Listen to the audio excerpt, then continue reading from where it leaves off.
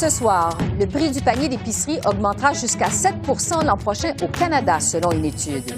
Aux communes, le gouvernement Trudeau attaqué de plus belle sur l'inflation. L'inflation et la mise à jour économique, le boycott diplomatique des Jeux olympiques de Pékin. On analyse les dossiers chauds de la semaine avec notre panel de journalistes. Les relations Canada-Chine, les priorités pour le Québec, le dossier linguistique, autour du chef conservateur Erin O'Toole de répondre à nos questions. Bonsoir, Mesdames, Messieurs. La hausse du coût de la vie au Canada a une fois de plus monopolisé les débats à la Chambre des communes aujourd'hui, alors qu'une étude de 4 universités canadiennes nous apprend que le panier d'épicerie d'une famille moyenne va augmenter de près de 1 000 $ l'an prochain. Les conservateurs ont encore une fois reproché au gouvernement Trudeau de ne rien faire pour contrer l'inflation. Voici un extrait des échanges. Les prix augmentent, mais les salaires restent au même niveau. L'inflation est hors de contrôle et les libéraux ne font rien. Chaque semaine, les familles canadiennes voient leurs factures d'épicerie augmenter. Les produits de base comme la nourriture ne sont pas abordables. Pourquoi les libéraux abandonnent la cible de l'inflation de 2 % de la Banque du Canada?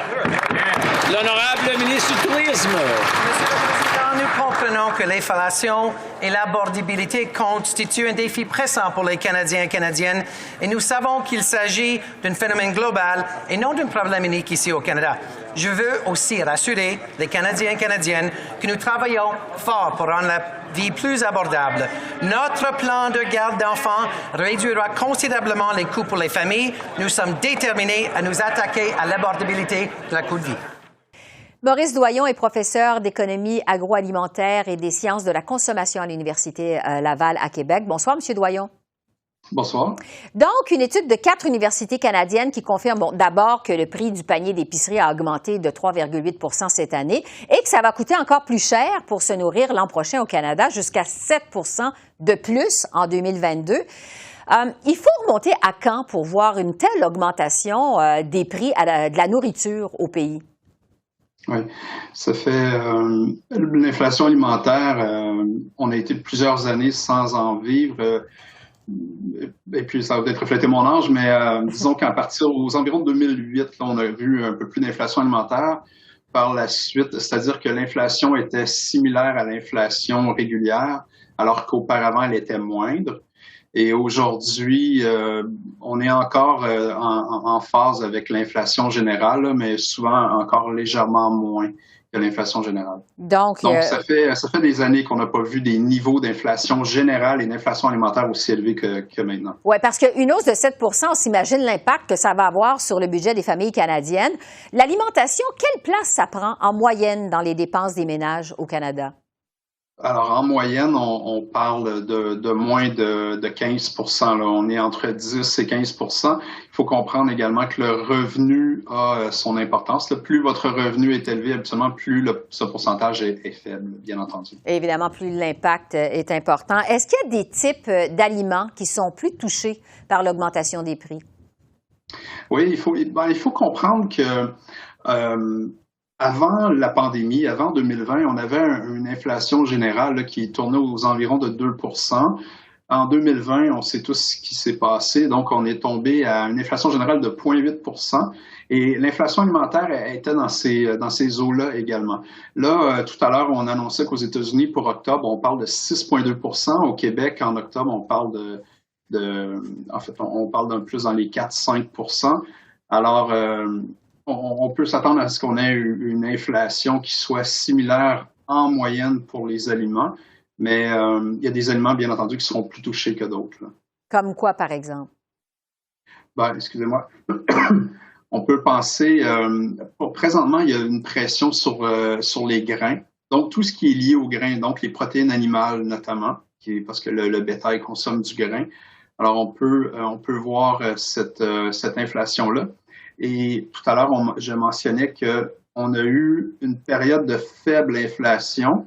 L'inflation alimentaire, là, je regardais les données du MAPAC de août 2020 à août 2021. L'inflation générale au Québec était de 4,4 % et l'inflation alimentaire de 2,1 %. Il faut comprendre qu'il y a un décalage en agroalimentaire. L'agriculteur, lui, Et l'agricultrice là, voit ces hausses-là et il y a un délai avant que ça se répercute. Donc, c'est ce qu'on est en train de vivre, dans le fond, le délai passé là, qui arrive sur le marché. Sur les causes, oui. On peut penser, justement, tout ce qui est relié au grain, mais il y a l'emballage aussi qui est important. Là. On le sait, les conserves en métal, là, il y a des problèmes d'approvisionnement en ce moment. Comment ça va se répercuter sur tout ce qui utilise le métal, etc. Oui. Sur les causes maintenant de l'augmentation des prix, on relie ça beaucoup, on le sait, aux problèmes dans les chaînes d'approvisionnement, mais aussi à la pénurie de main-d'œuvre. Qu'est-ce qui explique qu'on assiste à une telle hausse du panier d'épicerie? C'est vraiment... comme je vous le disais, il y a ce décalage-là qui arrive et l'impact, vous les avez mentionnés, c'est deux facteurs importants. Le problème d'approvisionnement, le problème de main-d'œuvre, les coûts d'énergie aussi. Habituellement, l'agriculture est quand même consommatrice d'énergie.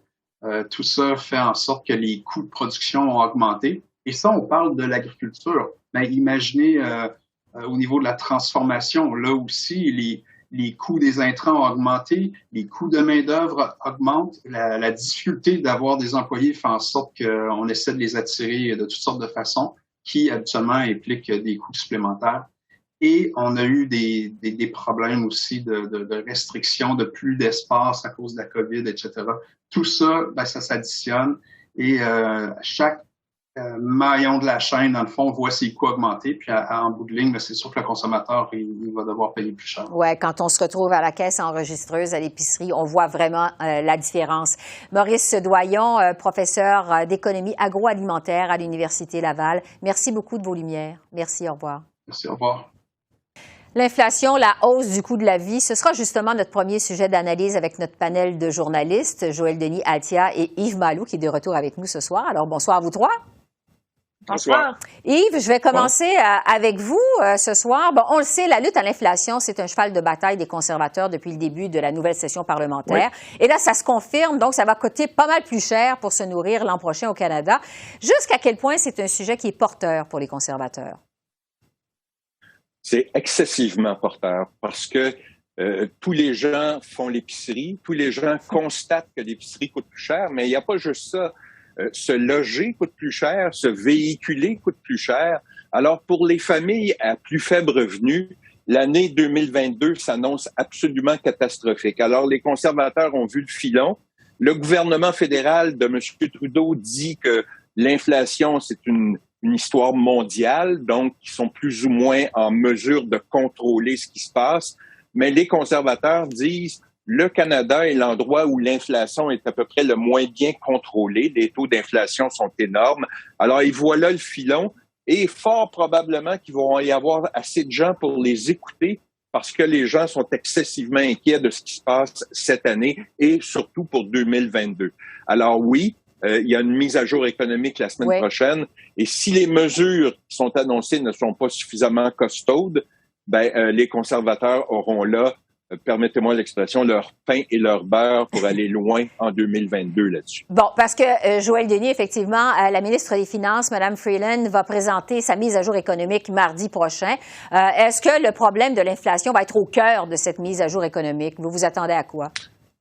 En fait, non, parce qu'on me dit en coulisses que cette mise à jour sera plutôt mince comparable à celle qu'on avait offerte en 2015 après les élections et 2019 aussi après les élections fédérales. Donc, on va s'en venir à des chiffres, faire un peu un bilan financier fiscal. C'est presque un budget, c'est un document pour les comptables plus que pour les contribuables, je vous dirais. Et ça va faire en sorte que Mme Freeland et le gouvernement Trudeau risquent de s'attirer des fautes. Maintenant, Yves fait allusion au pain et au beurre des conservateurs. Je pense qu'il va y avoir d'autres choses qui vont s'ajouter à ça parce que la Banque du Canada s'apprête à entreprendre une lutte contre l'inflation en augmentant les taux d'intérêt, probablement vers autour du mois d'avril ou le troisième trimestre, le deuxième ou le troisième trimestre. Donc, le coût d'emprunt va augmenter pour les gens qui ont pu se loger avec une hausse des prix de la maison aujourd'hui. Donc, ça va faire mal dans le portefeuille des gens. Et ça, donc, je vous dirais que le Parti conservateur, pour aller chercher bien des gens, et le Parti libéral de Justin Trudeau, le gouvernement Trudeau, devra y faire face dans son prochain budget parce qu'il ne le fera pas dans la mise à jour économique. Ce sera essentiellement un budget de comptable, une mise à jour de comptable, un document de comptable. Altia, pour conclure justement sur le thème de l'inflation et de la mise à jour économique. Et l'autre chose que je devrais dire qu'on regarde la semaine prochaine, c'est le nouveau mandat de la Banque du Canada. Alors, c'est quand même aussi un autre dossier que les conservateurs ont martelé cette semaine pour s'assurer que le mandat de la Banque demeure de garder l'inflation à un taux environ de 2 Je suis d'accord avec Yves. Je crois que, franchement, si la mise à jour mardi, elle est un petit peu comme le discours du trône, parce qu'il y avait mention de l'inflation une seule fois, mais que les solutions apportées, c'était les solutions que le Parti libéral avait discutées durant l'élection, notamment sur le logement et puis, c'est quoi l'autre chose? Les services de garde. Oui, comment est-ce que je pourrais oublier ça? Ça va pas être assez. C'est un peu comme en 2008, quand on était revenu de l'élection, puis c'était vraiment la grosse récession, puis le gouvernement avait pas vraiment présenté quoi que ce soit, les partis d'opposition. Bon, je pense pas qu'on va voir quelque chose de si catastrophique, mais ce que je veux dire, c'est que il y a une situation financière qui existe maintenant, qu'on n'en a pas vraiment discuté durant la campagne électorale. Puis, il y a une attente que le gouvernement réagisse. Puis peut-être, je suis d'accord avec Yves, que si ils se montrent pas à l'écoute, ça va leur faire mal, puis peut-être que c'est pas la chose qu'ils aimeraient avoir avant qu'on quitte pour le temps des fêtes, parce que les familles se rencontrent pour discuter de la politique autour de la table. Ouais. Sur la gestion de la pandémie maintenant, parce que la vérificatrice générale a remis son rapport ce jeudi, elle écorche le gouvernement Trudeau, notamment pour les contrôles aux frontières, les contrôles des quarantaines, il y a aussi la protection des travailleurs étrangers. Joël Denis, qu'est-ce qu'il faut en penser de ce rapport?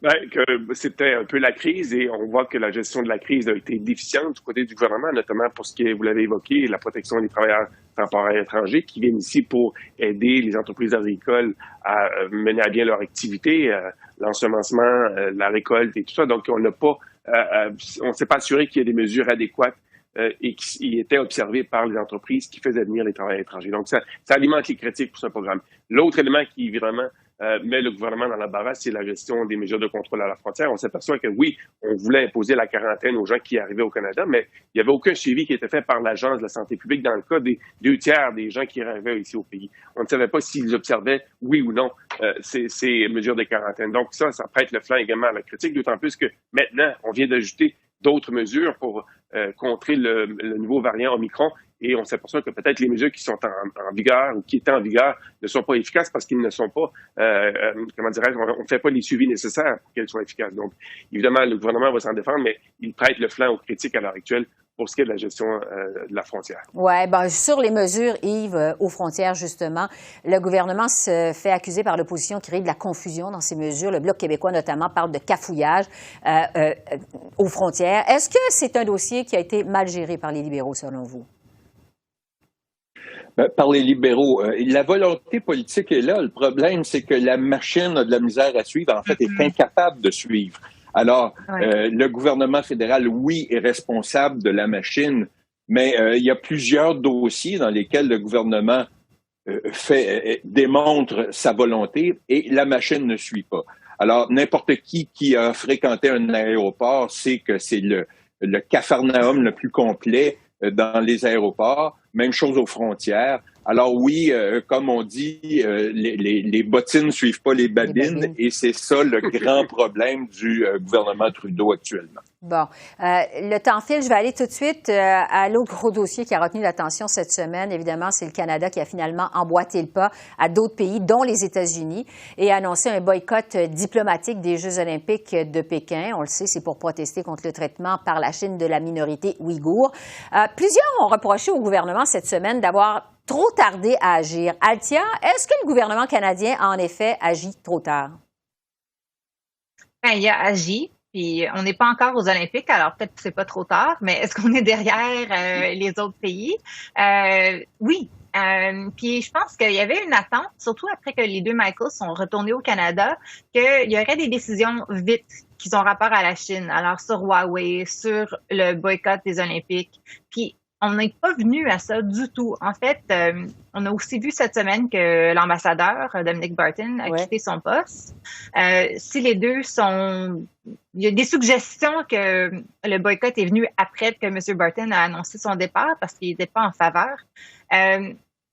Je pense que ça mène à des questions. C'est quoi exactement notre politique vis-à-vis la Chine? Madame Joly, la nouvelle ministre des Affaires étrangères, parle maintenant d'une nouvelle stratégie Indo-Pacifique, mais ça répond pas à la question de la Chine comme telle. Et puis pourquoi est-ce que toutes les décisions sur ce dossier tardent d'autant? Oui. Yves, le Bloc québécois demandait que le Canada aille encore plus loin et ordonne, entre autres, un boycott non pas seulement des diplomates, mais des athlètes canadiens à ces Jeux. Est-ce que le Canada aurait dû aller encore plus loin?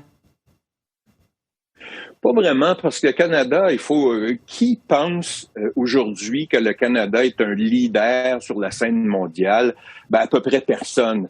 Est-ce que le Canada est leader ou suiveux? Je pense que c'est plus davantage le deuxième choix, parce que on attendait de voir qu'est-ce que feraient des plus grandes puissances que le Canada. Des relations sont déjà difficiles avec la Chine. D'ajouter quelque chose ne change absolument rien. Alors non, le Canada n'a pas fait preuve de leadership. Aller plus loin, si les autres ne vont pas plus loin, ça donne strictement rien, parce que le Canada est un poids léger sur la scène internationale. Joël Denis, le mot de la fin là-dessus, la Chine a déjà annoncé des représailles contre le Canada pour ce boycott diplomatique, quand on sait que nos relations sont déjà tendues avec la Chine. Althia parlait de la ministre Joly il y a un instant. Est-ce que ça va être le premier vrai test pour la nouvelle ministre Mélanie Joly? Oui, absolument, parce que, comme elle l'a mentionné, l'ambassadeur va quitter ses fonctions le 31 décembre. Il faudra trouver un nouvel ambassadeur. Soit ce sera un test, le choix sera important.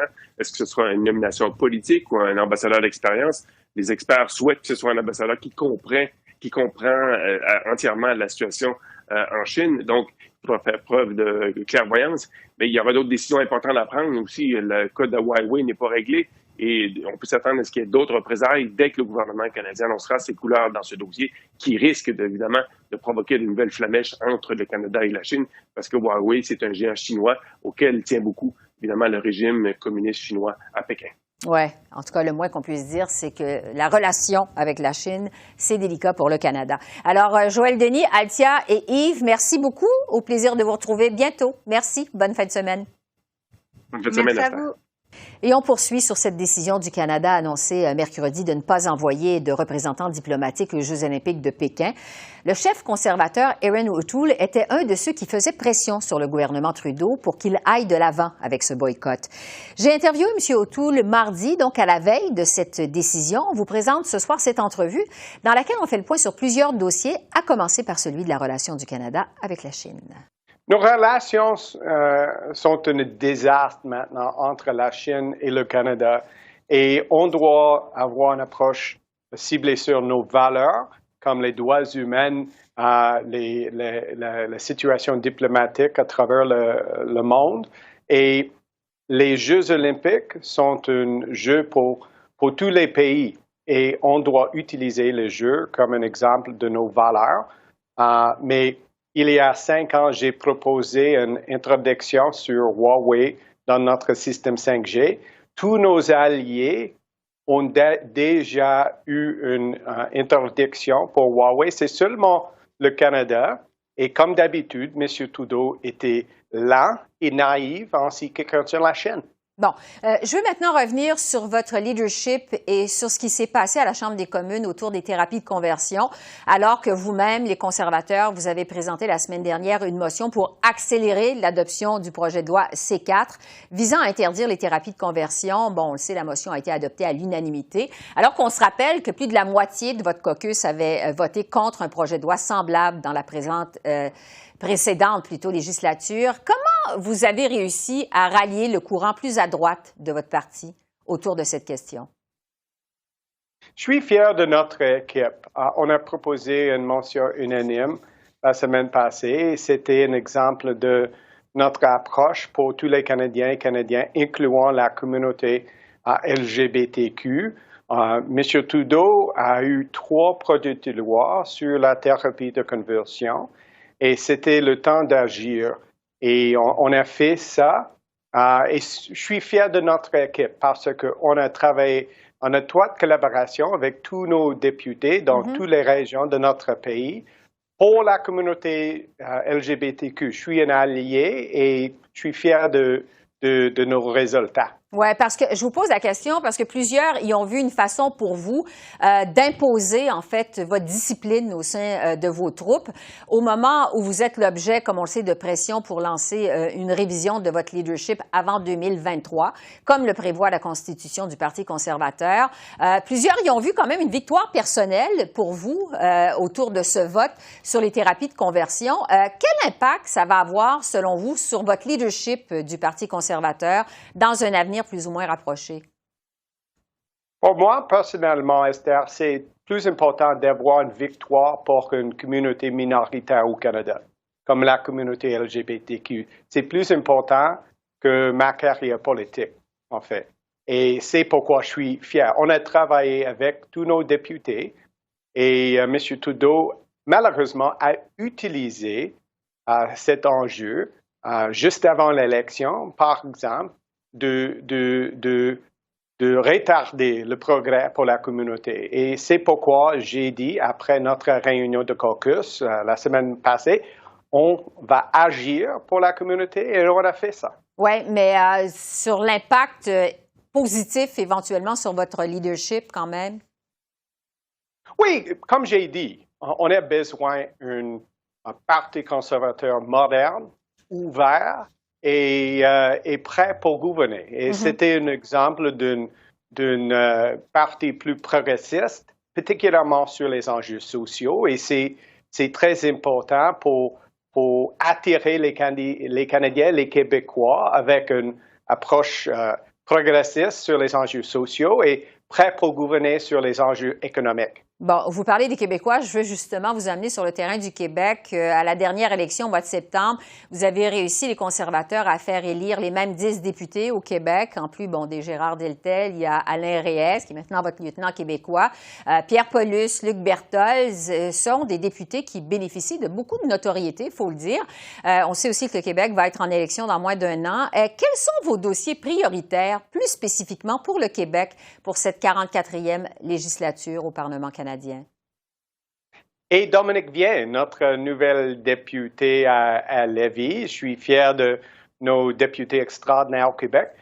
Et nous sommes en train d'attirer plusieurs des Québécois avant la prochaine élection parce que nous sommes le seul parti ici pour l'économie, ici pour lutter contre la pénurie de main-d'œuvre, contre l'inflation, pour les régions, mais aussi pour la grande région de Montréal aussi. Et j'ai fait une tournée pour la Coupe Vanier à Québec et pour les réunions avec les entreprises à Montréal. Et nous sommes en train de bien connecter avec les Québécois. Ça m'amène à vous parler de la question du contrôle des armes à feu. Alors qu'on a commémoré cette semaine les 32 ans de la tragédie de Polytechnique, il y a eu 18 féminicides au Québec, M. O'Toole, depuis le début de l'année. Il se passe pratiquement pas une semaine sans qu'il y ait une fusillade à Montréal. Les pressions sont de plus en plus nombreuses pour resserrer le contrôle des armes à feu au Québec. On se rappelle que pendant la campagne électorale, vous avez eu une position, vous, plutôt ambiguë sur le programme de rachat des armes d'assaut que propose le gouvernement Trudeau. Quelle est la position du Parti conservateur sur le contrôle des armes à feu en ce début de session parlementaire? Oui, on doit travailler avec tous les paliers du gouvernement, les municipalités, incluant la mairesse Plante à Montréal, avec le gouvernement de M. Legault. Et c'est très important de régler la frontière et de travailler avec les policiers contre les gangs de rue. On a vu le triste cas de Thomas Trudel à Montréal il y a 2 semaines. Et on doit travailler avec les policiers et contre la violence conjugale aussi, parce qu'on a vu une augmentation grave pendant la pandémie et tous les partis doivent travailler sur ça, particulièrement juste après l'anniversaire de Polytechnique. Et Dominique vient donner un discours hier sur ça dans la Chambre des communes. Et nous sommes ici de travailler avec les autres partis contre la violence conjugale. Oui. Le temps file. Je veux vous entendre sur l'inflation parce que, bon, l'augmentation du coût de la vie, c'est visiblement un champ de bataille des conservateurs depuis le début de la session parlementaire.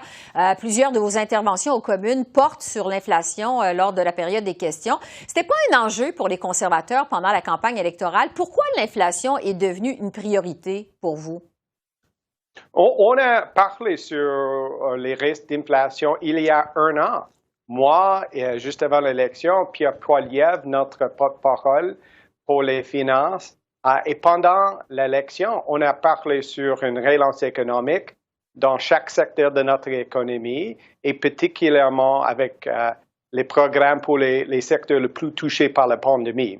Et maintenant, l'inflation et la pénurie de main-d'œuvre sont les enjeux économiques les plus importants au Québec et à travers le pays.